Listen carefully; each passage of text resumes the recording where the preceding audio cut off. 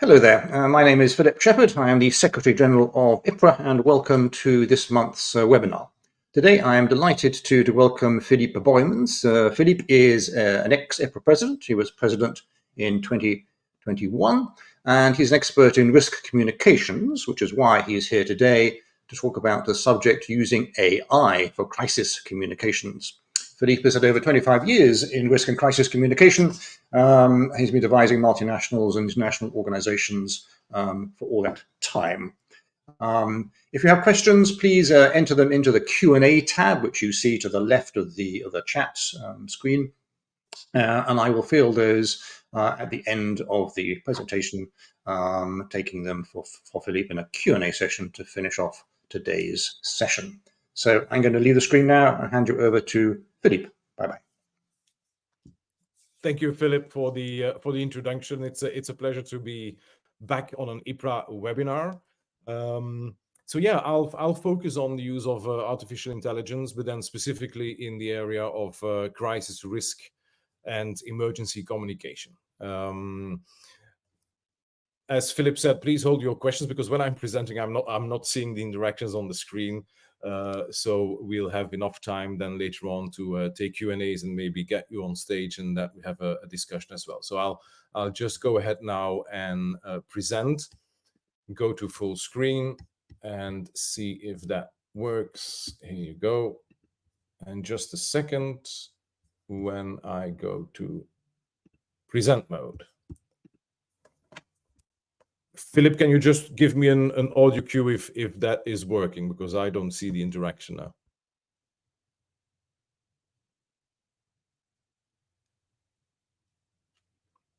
Are you seeing my full presentation? Yes, we can see it. Yes, I just had to get back on stage. Okay, great. Yeah. Thanks for the confirmation. Thank you. So yeah, let's talk about the impact of AI on crisis, risk and emergency comms. It's a bit broader than just crisis, and you'll see how that works through the presentation. You've probably heard this before, but I show this to everyone in our beautiful profession. It's not about replacing you, but it is definitely an area of practice that I strongly believe that every public relations professional should understand and be able to work with. AI is already integrated in many tools that you use today. If you work in a Microsoft environment, AI is in there. But I think it should go further in the way that you should understand what AI is, what it is not, make the difference between different systems that are out there, and then, and I'll talk about that through my presentation, also know how to interact with the system. And it's not only about chatting with the system, there's more things to be done. So a disclaimer when I do this presentation, you've all been playing around with ChatGPT and what have you. One first disclaimer is it's not a copy-paste job.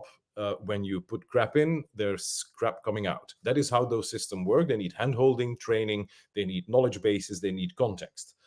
So I hear a lot of people tell me, well, you know, it's not really working for me. I get really bad returns from my interactions with Claude or with ChatGPT. But most of the time when I have that conversation and we go deeper into the topic, it's because that someone was treating it like a very simple system and asking very simple questions. So these systems need hand-holding, and it's definitely not a copy-paste job. There is always the human element in there before anything is published through or based on AI, but published. It should have a human eye on there and a human intervention. The other side is you will not feed public AI systems confidential information. If you want to use confidential information, then what you need to do is have your own AI system run on your own servers, behind your own firewall, in a very well set up and secure environment. So those two disclaimers are out there. Once this is done, we can get into the real topic. So artificial intelligence. There's a lot of hype. And a lot of people talk about AI, but what is it in fact? And it's many things. For us, in this context, for this presentation, I'm going to limit the discussion. Sometimes I'll move a bit to LLMs and other things, but I'll limit the discussion to the use of generated pre-trained transformers or GPTs and generative AI. Above that, you have narrow AI, machine learning systems, deep learning, and you've got the super systems, which are not on this chart, which are set up by the likes of an IBM, for instance, a Watson system, which is a huge AI setup from a technological point of view. But know that there are different versions and different colors and different flavors in AI. What we usually work with on a day-to-day basis and what had a lot of attraction are what we call generative AI systems, be it for text, for image, for video, or multimodal, all three combined. So know that there's a bigger space out there in the AI world. Today, we're concentrating on the ones that we have direct access to. If we have a PC and internet connection for free, we can interact with many of those generative AI systems. Now, I want to get this out of the way as well, because there's been a lot of focus, I think, in our field about content writing. Can these things write? Yes, they can. What you're seeing here is a perfectly written press release because the system has been pre-trained, because the system has a context, because the system has been prompted to do a very specific thing, meaning writing a press release. Now, I want to get this out of the way because I would like, and if you agree with that, I would like to focus on what I call the higher level of use of AI, which is maybe more strategic, which is also very focused on a certain aspect and not simply about writing press releases. We had that discussion a lot when we were active in IPRA. Writing press releases is that very, very small part that we do. And if it's only about sending out stuff, then I don't think we're doing real public relations, but only this little piece, which is called media relations. So the system, and this is ChatGPT, has been correctly prompted, has been given a context, a knowledge background, which you can upload in the system, and a format. And then it spits out a perfectly written press release in your tone of voice with your specific keywords, which are maybe very specific to your industry. That is not the big thing. That is not the big revolution here. It's pretty simple to set this up. So I wanted to get this out of the way as well. Now, applications in crisis com. So in early 2023, it's more than a year ago, I wrote a small book. I mean, it's not even a book, I think. I mean, I would call it a guide where I used the first iteration of ChatGPT and focused on crisis com. So how can I use this thing? How can it help me? Can it help me at all? And I worked with the system for some time and then wrote a guide about my findings. Everything that you will see after this is in fact based on that first testing. Now, of course, it's a year ago in AI world. That is ages. Things have evolved. ChatGPT has evolved, but other systems are out there as well. So I'll touch on that as well. So at the end, I'll show you what I think is a potential future of AI in the context of crisis comms, and you'll see it's much more than what we use, at least, to interact with. But all the examples have the same principle coming from this little guide I wrote a year ago. So let's show you a couple of things. Crisis response planning. We often spend time, well, hopefully, most of us spend time, at least when we are responsible for crisis communication as well, in response planning, in what we call peacetime, when we're not in crisis or where there's no emergency or where there's no pandemic around us, we prepare. And as we say in our business, we plan for the worst, we hope for the best, and then we manage what comes. But that preparation phase is crucial. Can AI help there? Well, I tested this out with a fictive scenario. So this is just part of the briefing I gave to the AI system. So it's about a cyber attack on a fictive corporation called MBX. There's a shutdown of the systems. There's a release of confidential information, etc., etc. So I give it a very specific context. This is a cyber attack, which again, if you work for a company, I hope that is already planned very well and in detail, because cyber attacks and cyber threats is not a question of if, but when. You know you will face one in the next coming months or year. So do prepare that one. So I've asked here, the system gave it an environment, a context, and said, okay, help me prepare this. And this might seem very simple what I'm getting here. And this is only a very small part of what I got out of the system. And this is ChatGPT 4 already. But what I'm getting is a very concrete, very correct, step-by-step potential approach in the context of the scenario I gave. Now, one thing that I was amazed about, and that's why I put this red arrow in there, is that it mentioned internal communications. And believe it or not, but as a crisis comms consultant, I see many crisis plans of many organizations. And you wouldn't believe me if I tell you that probably around between 80 and 90% of those crisis communication plans have no chapter on internal comms. While internal communication is your very first communication that you do when you happen to face a crisis. So here it told me that the system actually understood what crisis comms was about, adapted the knowledge to my briefing, my knowledge base that I uploaded, and came up with, and the second point, internal communication. And in fact, if you look at it, the initial response is activating, is assessing, is securing, and is notifying the authorities, because it's a cyber attack and that's a legal requirement in Europe at least. But the first actual communication that you do is internal comms. And I found that amazing that ChatGPT in this case put it right on top of that. And that is not what I'm seeing when I go through many real crisis communication plans. So check off, thumbs up. Another one in preparation is crisis simulations. So I do write a lot of crisis simulation scenarios. That's part of my work. And I looked at AI to support me with that. I'm not the most creative person, but I like to work on those simulations. So I created a GPT, which is if you don't know what it is, it's a kind of standalone chat GPT environment that I control for 100%. It's not online, you cannot access it, I control it. I again feed it with a knowledge database, which is based on my information, my 25 years experience, writing simulations. I give it examples of simulations and I train it. So I tell the system, look, your only reason of being is helping me as a consultant drafting first drafts of crisis simulation scenarios, but based on what I ask you to do. So based on, I think this one, on 15 different parameters. So type of crisis, scale of impact, environment. It goes as far as looking at where, so the geographic location, because that plays a role. It asks me about the weather conditions, because this is not only about the standard corporate crisis. This is also helping me write risk communication simulations and emergency simulations where weather and other things play a big role. I've got now a little artificial sidekick.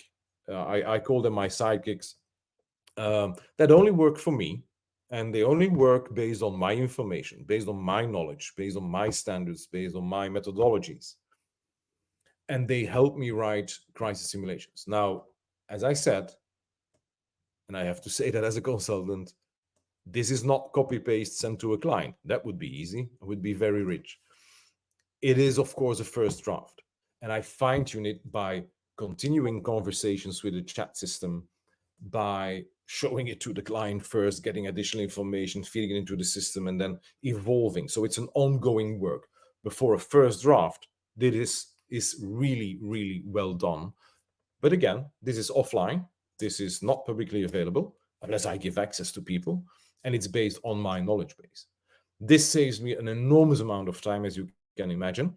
Makes me more productive as a consultant, because I can focus much more not only drafting stuff, but on looking at how can we make the simulation more special, how can we make it more adapted to a really specific issue that my client might face. And so it allows me to move that time to really what I would call consulting work, instead of being creative and inventing simulations, which is fun as well, I must admit. Audience segmentation.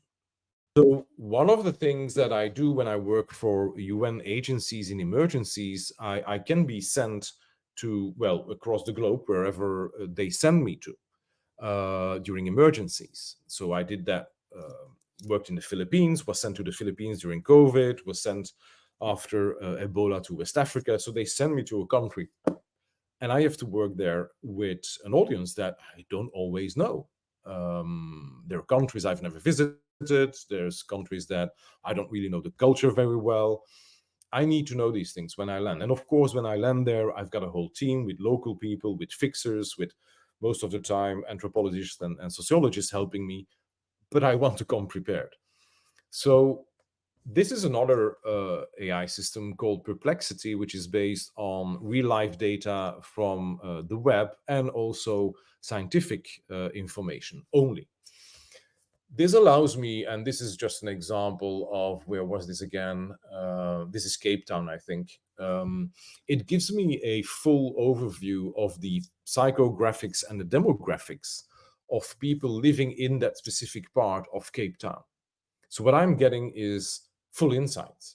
The population is racially diverse, 45.7% identified as Black Africans, 35% as colored, etc., etc. The city also faces significant economic challenges, housing. So I'm getting all that information, which in my role then as a risk communicator, working for emergencies, is crucial. I need to know what my audiences are like, their demographics, their habits. Religion plays a big role in some areas of the globe, etc., etc. So AI can do this. And the information I'm getting here with this system has no hallucination. This is based on actual research, scientific research, and based on real-time internet access. Of course, is all scientific research unbiased? Of course not. Is everything that you find on the web true? No. But these systems are trained on really looking at what we call valuable sources and checked sources first. And of course, this briefing, I don't take this as face value. I go deeper in some links that it sends me. But the good thing is it gives me the references where the information comes from. So I can go and double check if this is all correct. Again, saves me an enormous amount of time. I can do this on my little mobile when I'm, packing my backpack and ready to go to the airport to fly to that country that I don't know. As you can imagine, this can be used to do audience segmentation for more, let's say, commercial entities or for private sector companies as well. And I'll show you at the end of this presentation how this is going even further by creating what we call virtual audiences. But that's for later. Writing, I'll come back to that because a lot of people ask me about, yes, but writing a press release is simple. Can it actually take into account emotions? Can it take into account empathy? Can it take into account tone of voice, etc.? So I had a reactive statement written for my fictive cyber attack in that fictive scenario for that company that doesn't exist. What I wanted the system to do, and I was pushing it to rewrite the reactive statement, but with a clear objective. It needs to be transparent, caring, and increasing trust in the company. So what came out of that? Well, it changed my first reactive statement, which was really corporate kind of language, and it gave me these things. Now, I've just highlighted the words which sometimes will not pass the legal department. I know, we are truly sorry. That is very difficult for an organization to say from a legal point of view.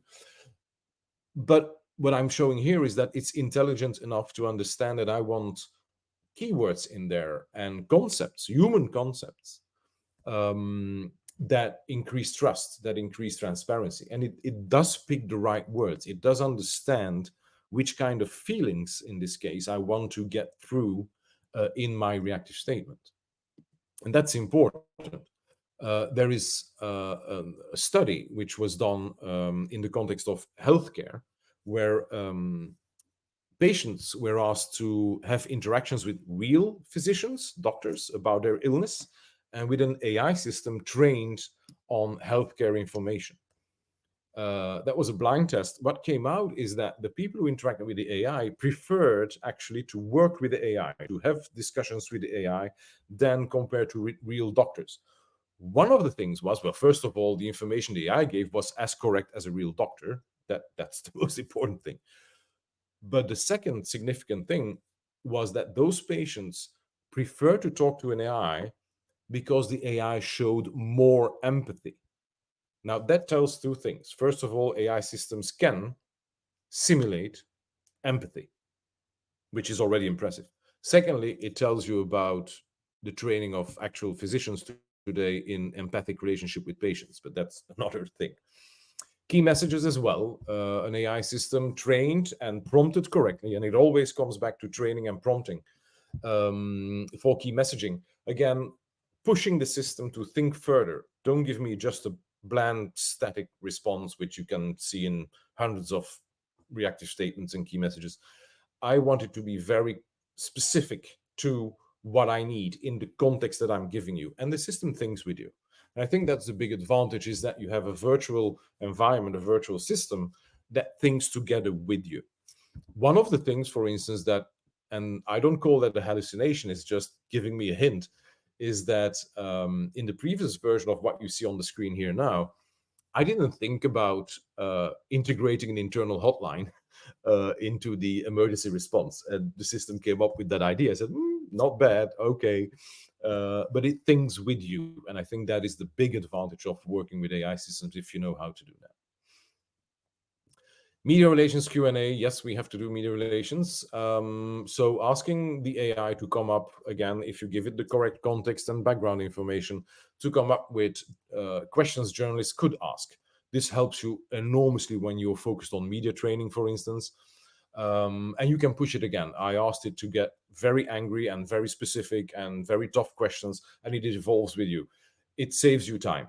Otherwise, you have to think about these things. You can even feed it a profile of different journalists, real journalists, and it will then look at how these people, these humans, what their style is of interviewing corporate types, and it will then look at and try to replicate that.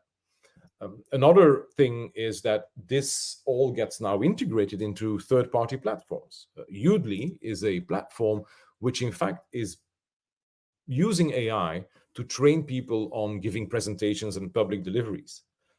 But the step from, oh, I'm going to prep you and aid you to give a good presentation, to do a good TEDx talk, for instance, from there to, I'm going to prep you on how to do a good interview when you're on TV in a crisis situation, is not so far. So this system can, in fact, be tweaked to do that. What it will do, it will record your training,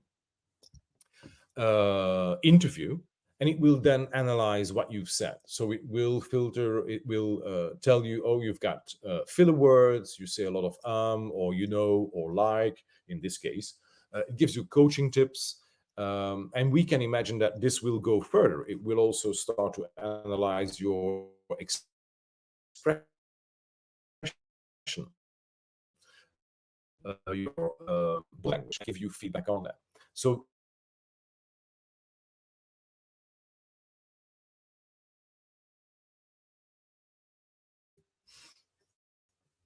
SOPs, which is something different. We're really looking now at the groundwork of crisis management, crisis comms, crisis preparedness, or emergency preparedness.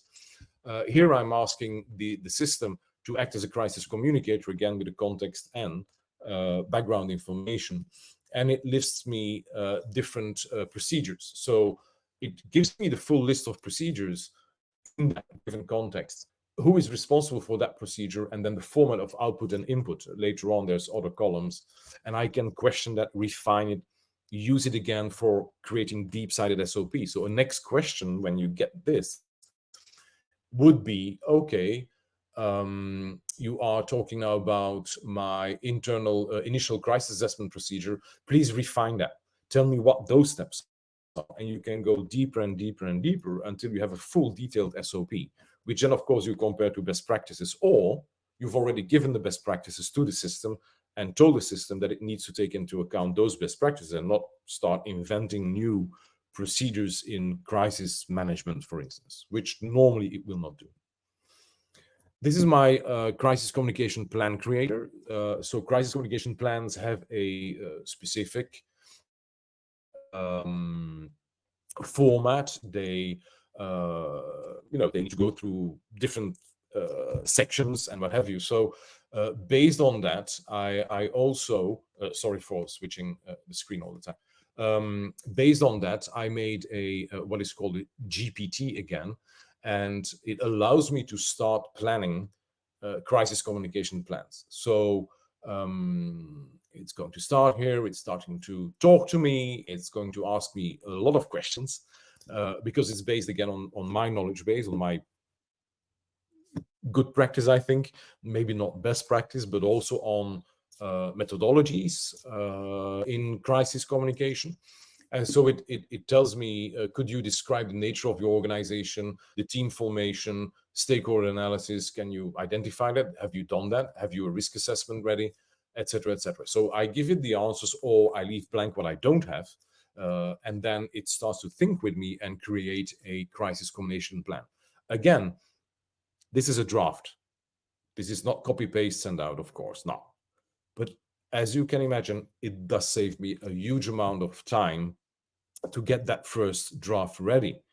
I trust the output because it's based on my knowledge base, is based on what I put in, which I know from what the client is asking me, adapted to the real need of a client that is requesting a crisis communication plan. Again, this is working only for me. This sits on a machine. It can sit on a machine which is totally disconnected from the web and still run. So no data goes out to the web. Nothing is captured, what have you. This is safe and secure. It's not connected to.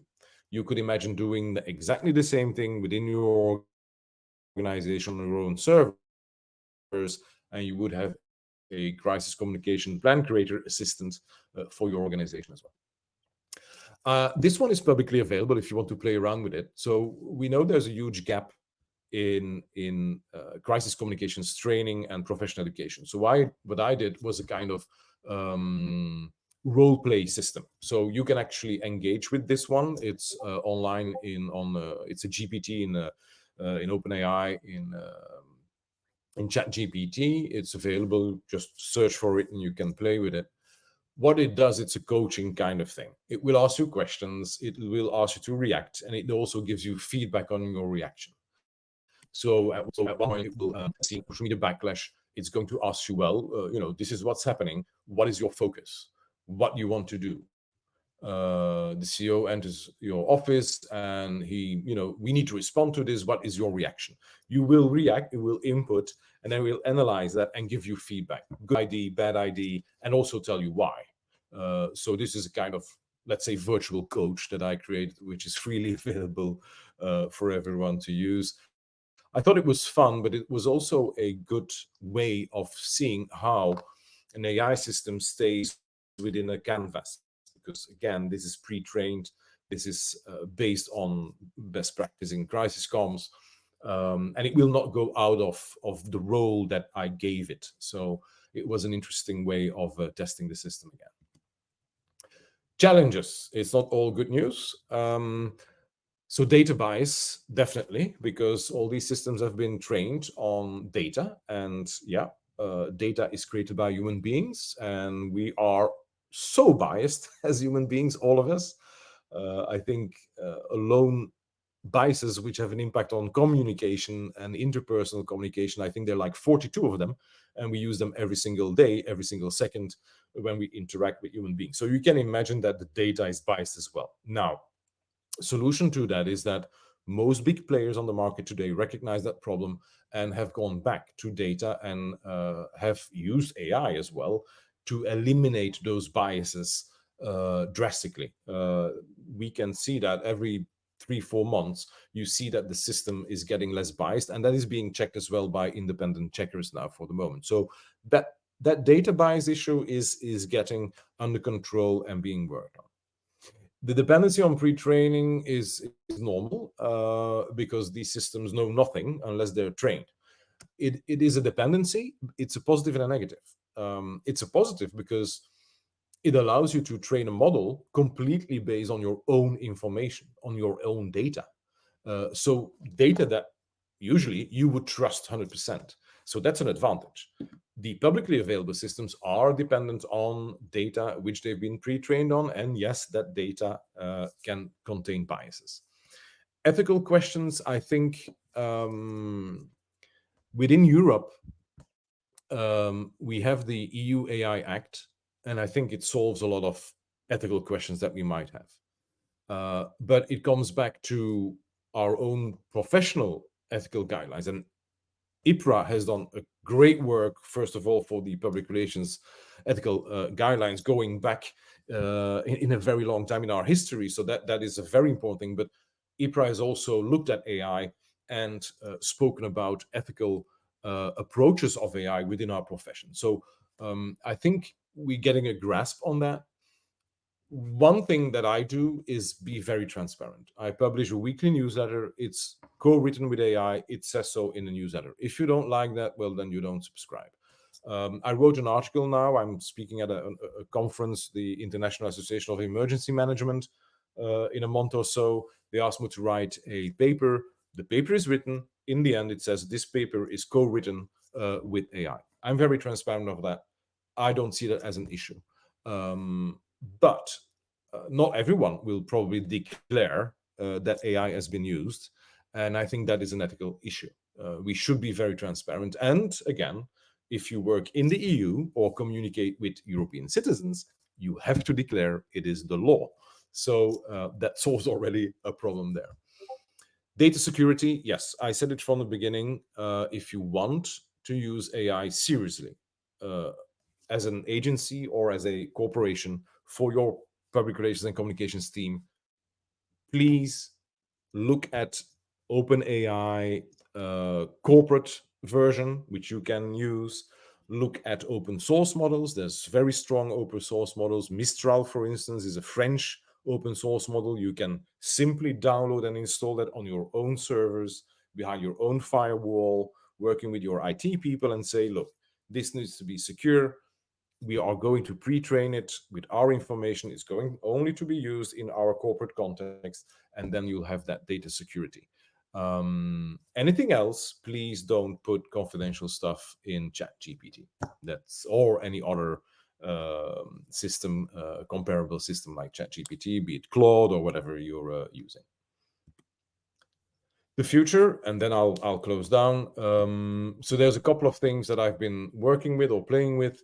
This is an example of synthetic audiences. So what this company does, Simulatrix, run by a brilliant German scientist, what they do is they take publicly available or privately available data on audiences. So imagine that you're a pharmaceutical company. You have data about your clients, men, women. You've got the insights, you've got the social behaviors, you've got the psychometrics, all that stuff. Corporations have that.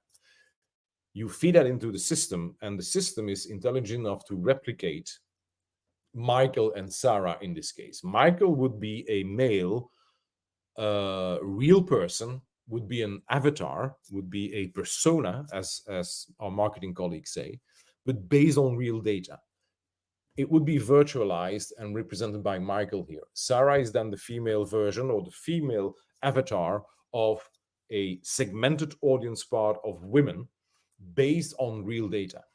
What we've done here is virtualizing an audience. What it does is that you can now interact with your audience anytime you want. You want to test key messages with Michael? Test it.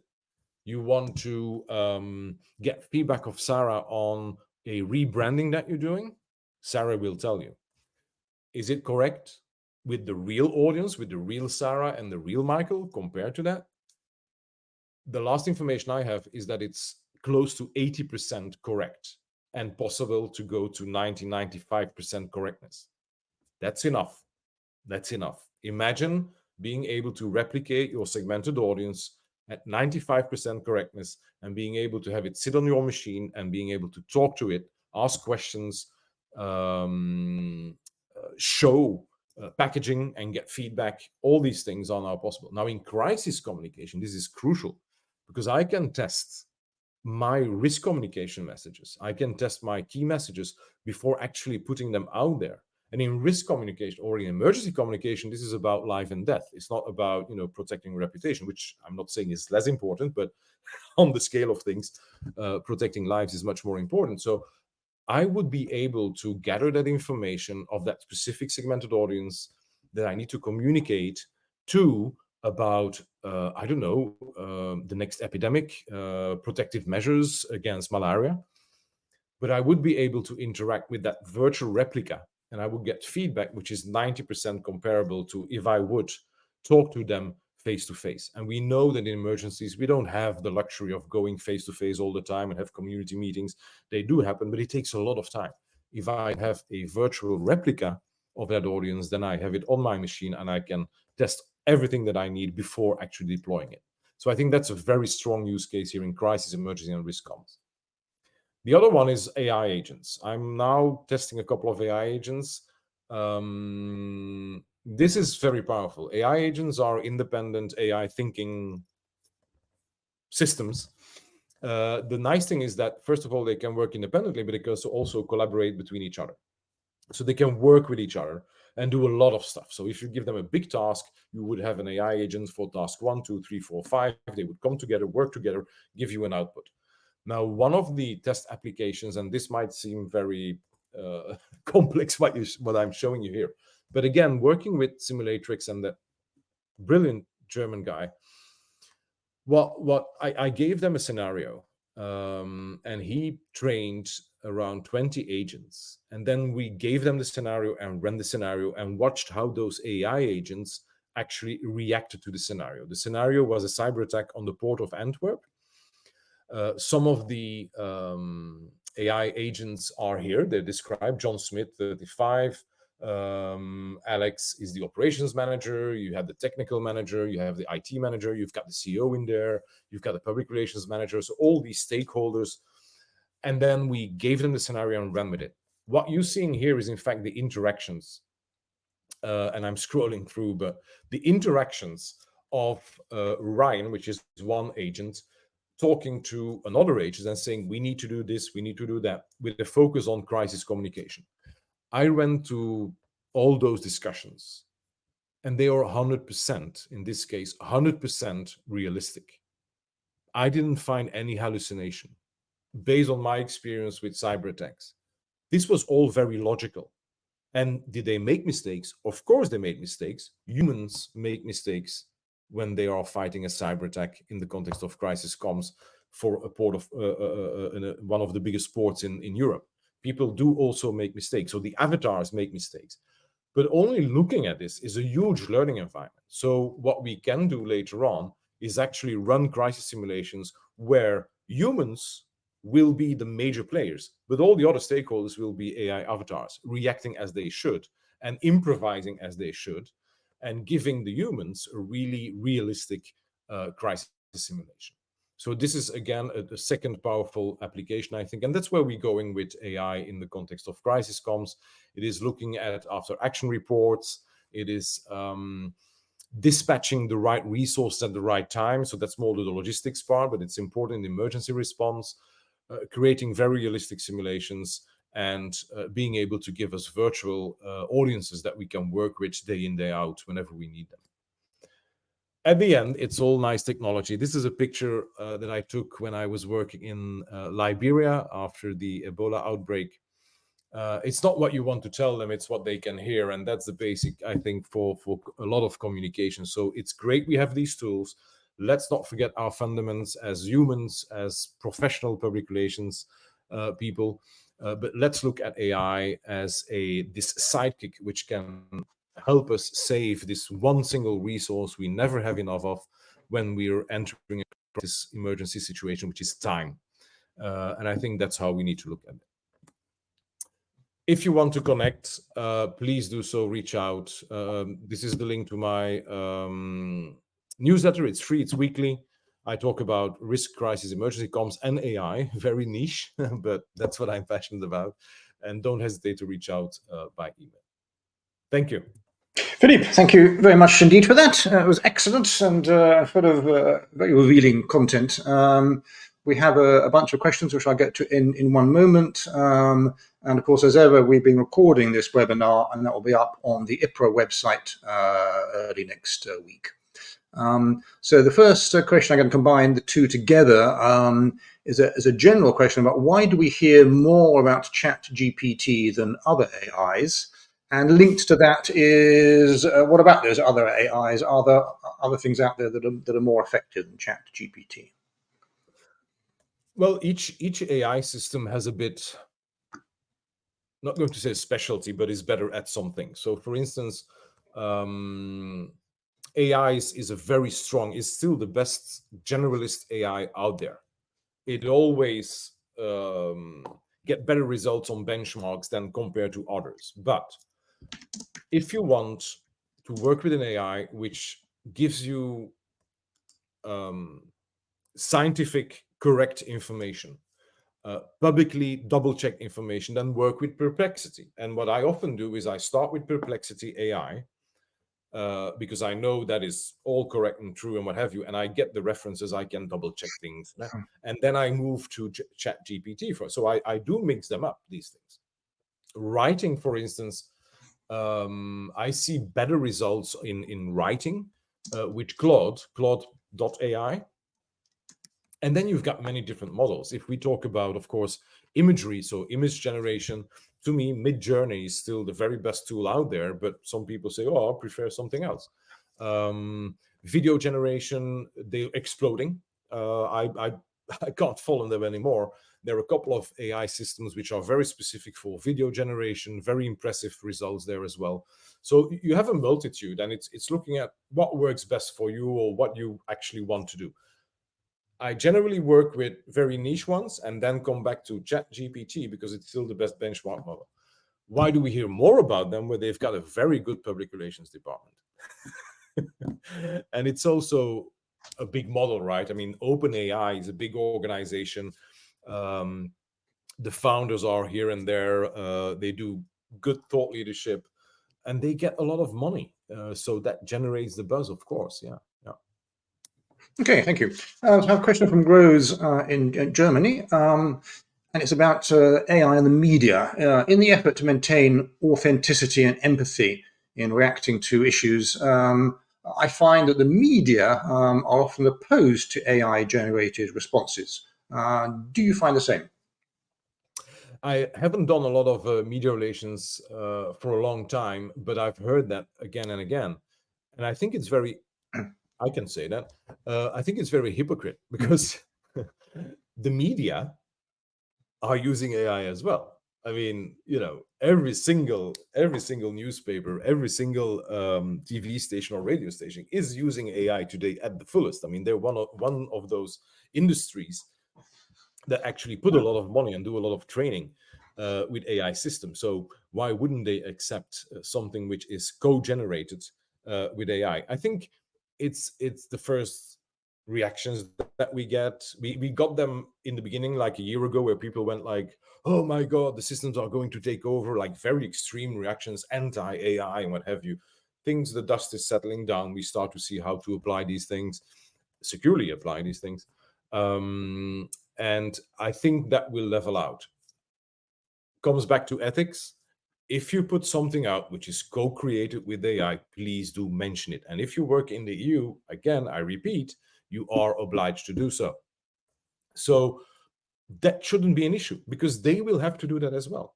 The media as well. If they have a co-generated article, they will have to be very open about it and they will have to label it. And already, I think it's more than 5-6 years ago, I think it was 50% of the Associated Press articles were written by an AI system. And they were also very open about it. They didn't label it, but they spoke about it. So I think it will level out. I think it will level out. Thank you. Question from Anushka. You might have answered a little bit of it. In your experience, do you have a preferred AI platform for statements and key messages? Well, so statements, key messages is writing, also thinking. So I would maybe start off in Claude just to get the first drafts and then feed it back to ChatGPT. But that all depends on the context you give to the system, the knowledge you feed it, and your own prompting skills, right? Because if you just ask it, oh, please give me a key message statement for this type of crisis, it will not give you the best results. Give it the knowledge, give it background information, give it context, and know how to prompt it. Because prompting is still very relevant. Some people say, well, prompt engineering is dead. Well, not really. I see better results if I know how to structure my prompts in the system. So in this case, if you know these things and how to do that, I would start with Claude because it's better at writing, so to say, but then still feed it back to ChatGPT, which is then, in my case, pre-trained and say, double check these things, make them really fit for my objective. Okay, so another question from Caroline, although perhaps it's not really, I should be answering, not to you, saying, is there a link to the IPRA guidelines for using AI and declaring it in Europe? The answer is no, that wasn't specifically built into the guidelines, but what we do have in IPRA is a thing called the AI chapter, and that is just starting, and that is precisely addressing questions like this and indeed global issues that affected outside of Europe. But on that same subject, we have a question which you may be able to answer, Philippe. Yes? If I may, there's maybe another thing, declaring in Europe. Mm-hmm. So what I would suggest is go through the EU AI Act. It's a lot of legalese, I know, but if you search on the web, there's intelligent people who have made it readable to the average human being. And there's, even if you use ChatGPT, there isn't a EU AI Act GPT, so you can actually question the legal document and it will give you understandable answers.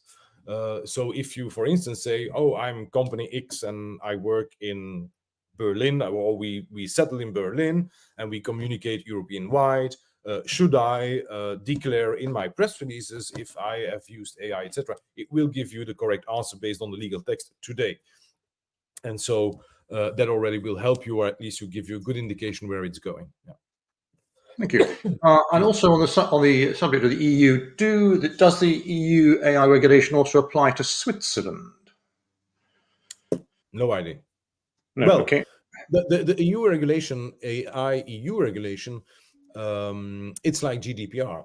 So it will probably not apply if you're a Swiss company and communicating to Swiss people. But if you communicate to me, yeah, a Belgian based in Portugal, then you will have to.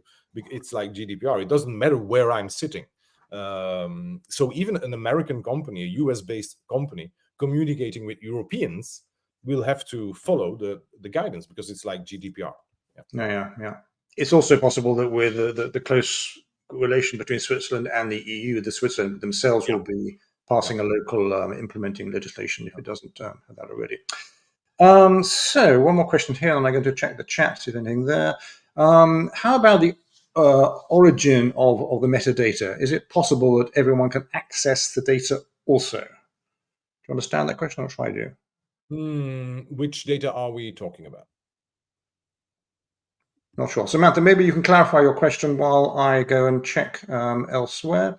One thing I think that came out of what you were saying earlier, Philippe, is that if you're going to do anything of merit with this, local training of your AI is absolutely key here. That's the first step. Otherwise, you're just never going to have anything that's relevant. Is that correct? Well, yeah, if you don't pre-train it, you'll get answers that everybody else is getting, which can be very valid. But for as a professional, you want to use it for probably very specific tasks. If you're in the communications department, I don't know, of a fashion brand or a chemical industry, where it's different things. So you want to probably pre-train it and give it a knowledge base which is rather specific to your area of work. And of course, you'll get better results if you do that. Now, there's pre-training and giving it knowledge, right? So ChatGPT, so the publicly available systems, ChatGPT, Claude, etc., allow you to upload information. Generally, it's a Word document or a PDF or whatever. And then it will work with that information. Now, of course, when you upload it, it's not confidential anymore. But the best practice in crisis communication methodology is not confidential. So I can upload that and say, look, when you give me answers always work within the backend, that knowledge base. Stay within that knowledge base. Use that knowledge base to give me answers, so it stays within that given context. Pre-training is then if you install a system on your own servers, you can pre-train it, give it a knowledge base of everything that you have inside your organization, and then pre-train it to do very specific things. Then it's actually teaching, what do I want you to do for me? Yeah. Okay, thank you. And we have a question which is referencing back to the example you gave about using AI in Cape Town to look at the demographic profile there. Yes. So I'll put it in the chat. www. It's perplexity.ai. Okay, then that's answered, I think, your question, Linda, suggesting what's the tool that was being used there. I'm just going to check on again if there's anything else. I see, David, what is the name of the internal platform you mentioned? Using that you feed with your... Okay, so if you want... So there are many... large language models that you can download and install on your own machine. It could be servers, but it could also be a spare PC that you have, right? They're not always that huge. Have a look at, I'm just giving the names, Mistral, which is the French open source system. Of course, OpenAI has a corporate version. And then just look for open source LLMs, and you'll find all of those that you can actually download. Mistral is pretty impressive because it doesn't come from the US for once, doesn't come from Asia for once, not to say China. It's French, and it's a really good system, large language model. And one of the versions can actually simply run on a simple PC or on a mobile phone. It's rather impressive what you can do with these things. And then it's, of course, self-contained. It sits on your machine as long as it doesn't get a connection to the web. And even then, you can tell it what to do and not to do. So. Excellent. Thank you very much. I think that's finished. Oh, we might just have one more question on the Q&A. Let's have a quick look. Thanks to you. That was your Robert. The information you Robert, have you used AI for stakeholder trauma communication process and messaging? Yeah. Not in the crisis plan, Robert, but I did use AI to create a guide on traumatology. It's a big word, right? But how crisis communicators need to take into account traumatology when they prepare communication in the context of emergencies. And that was co-written with AI based on perplexity and best practices and scientific work. Yeah. It's not in the crisis plans I've written up till now, but yeah, traumatology, it's something that it's another topic. Just like you would say, in the crisis plan, I need a big focus on logistical operations in Liberia. AI can help you with that because it does know some pieces of information that we wouldn't know about the logistic system in that country in the context of emergencies. Perplexity, for instance, will know and will give you some information about it, which is verifiable. Yeah. Lovely. Okay. So those two bits have been put in the chat for somebody who asked about the spelling there. And that brings us to the end of our event for today. We'll be back again on the 10th of October. And in the meantime, I'd like to thank you once again, Philippe, for sharing that information with us and addressing, I think, an increasingly complex subject within public relations, and one that I'm sure will come back time and time again. So thank you very much. Thank you for the invitation, Philippe. Always nice to be here with IPRA. Thank you. Lovely. And thank you all for listening. Bye-bye.